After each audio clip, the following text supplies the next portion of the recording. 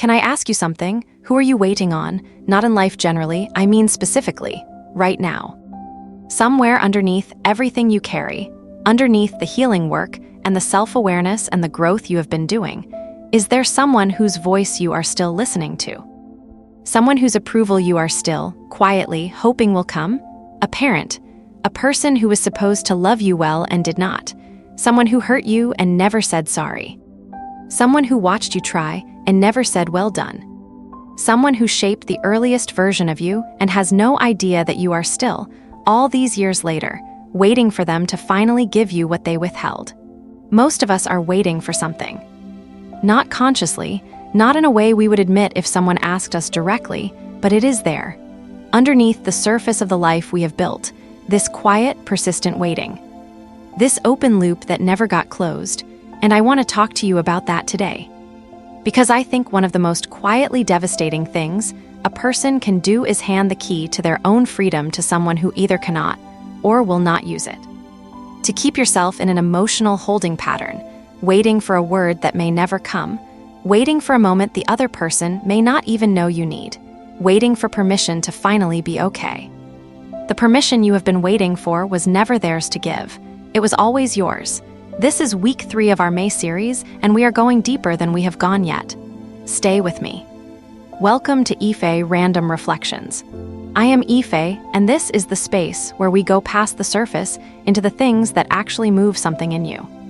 If you are just joining us this month, please go back to week 1, The Child You Were Still Lives Here, and week 2, Breaking the Cycle. What we are doing in May is building a complete journey together, and each episode is richer when you follow the thread from the beginning. Before we go in, follow this podcast on Spotify if you have not already. Share this episode with someone who is in their own healing work. And if this series has been meaningful to you, a review goes further than you know. It is the single most powerful thing you can do to help this space reach the people who need it. Now let us go. I want to start by being very specific about what this kind of waiting looks like, because it does not always look like waiting. Sometimes it looks like overachievement. You keep doing more, building more, accomplishing more, not because you are satisfied, but because you are still trying to prove something to someone who may not even be watching. The validation you are chasing is not really from the world. It is from one person, or one version of one person. The one who made you feel, early on, that you were not quite enough. Sometimes it looks like people-pleasing. You reshape yourself constantly to fit what others need, because somewhere along the way you learned that your authentic self was not safe to bring fully into a room. That who you actually were needed to be adjusted, softened, made smaller or louder or different depending on who was present. And so you wait. You wait to see what version of you is needed today. You wait to see if this person will be okay with you as you are. You keep waiting, and you are exhausted. Sometimes it looks like a relationship you cannot leave. Not because the relationship is good for you, but because something in you still needs it to work. Because if it works, it would mean you are lovable. If this person, the one whose approval you have been reaching for, finally chooses you, finally stays, it would close something that has been open for a very long time. And sometimes it looks like a conversation you keep rehearsing in your head. The one where they finally understand, where they finally see what they did. Where they say, "I am sorry, I was wrong, you deserved better." You have had that conversation in your mind 100 times. You have imagined their face. You have imagined how it would feel. And you have not been able to fully move forward because part of you is still sitting in the room where that conversation has not happened yet. This is the waiting I am talking about. And it is one of the most human things there is, because what you are waiting for is not small. You are waiting for repair. You are waiting for acknowledgement. You are waiting for evidence that you mattered, that the pain was real, that you were seen. These are not shallow needs. They are deep and legitimate, and they deserve to be honored. But they cannot be honored by continuing to wait for someone else to deliver them to you. Now, I want to say something gently, but clearly. The person you are waiting for may never come. Not because they are a monster.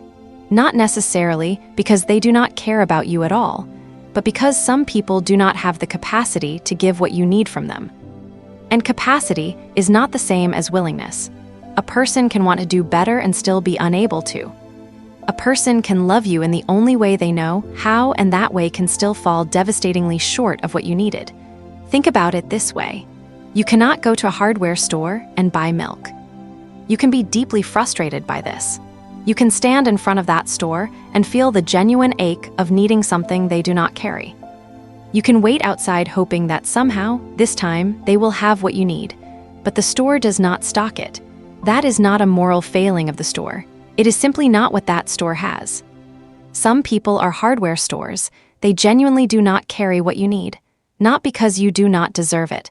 Not because you did not ask clearly enough. Not because you were not worth the effort. But because their own wounds, their own limitations, their own unexamined places mean that what you are asking for is not something they can access. And here is the harder part. Waiting for them to become something they have not yet become means putting your healing on their timeline.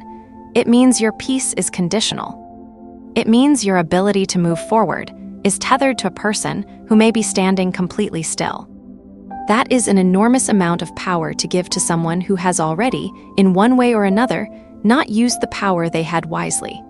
I am not saying cut everyone off.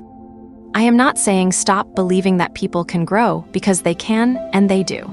What I am saying is that your healing cannot wait for their growth. Those are two separate journeys, and they need to stay separate. You can love someone and grieve what they could not give you at the same time. You can forgive someone and still stop waiting for them to be different. You can want the best for a person and still take your peace back from their hands. I want you to sit with this question for a moment. What has the waiting actually cost you? Not abstractly, specifically. What decisions have you not made because you were waiting for an approval that never came? What version of yourself have you not stepped fully into because part of you was still reaching towards someone who could not give you what you needed? What relationships have you been only half present in because you were carrying the weight of an unresolved one? What joy have you held at arm's length because you did not yet feel free enough to receive it? The waiting is not neutral. It has a cost. Every day you spend waiting for permission from someone who is not coming is a day you do not give yourself the permission you actually need. Every conversation you keep rehearsing in your head is energy that could be going somewhere else. Every new relationship you measure against the one that wounded you is a relationship that never fully gets to be what it could be. I spent time waiting for someone to see what their silence had cost me, to acknowledge it, to come back and say, I know I was not enough, I know it was hard, I know you needed more than I gave you. And I kept that door open, not literally. I was not sitting by a phone, but emotionally I kept the space open. I kept a part of myself in that waiting room, and the cost of that was presence. The cost was being in my actual life, with the actual people who love me well, with less than my full self. Because a piece of me was somewhere else, in a conversation that had not happened, in a room where someone owed me something they had never paid. The moment I understood that I was the one keeping myself in that waiting room, not them, everything shifted. Because that meant I also had the power to leave it. So, what does it actually look like to give yourself the permission you have been waiting for someone else to give you? I do not want this to be a motivational phrase. I want it to be something you can actually do. The first thing is grieving what you needed and did not get, not bypassing it, not rushing past it with positivity, actually sitting with the fact that something you needed was not given to you, that it should have been different, that you deserved more gentleness, more affirmation, more safety, more presence, more love than what came. Let yourself feel the weight of that without immediately trying to resolve it. Grief is not weakness. It is the honest acknowledgement of a real loss, and you cannot fully release something you have not fully felt. The second thing is writing your own verdict.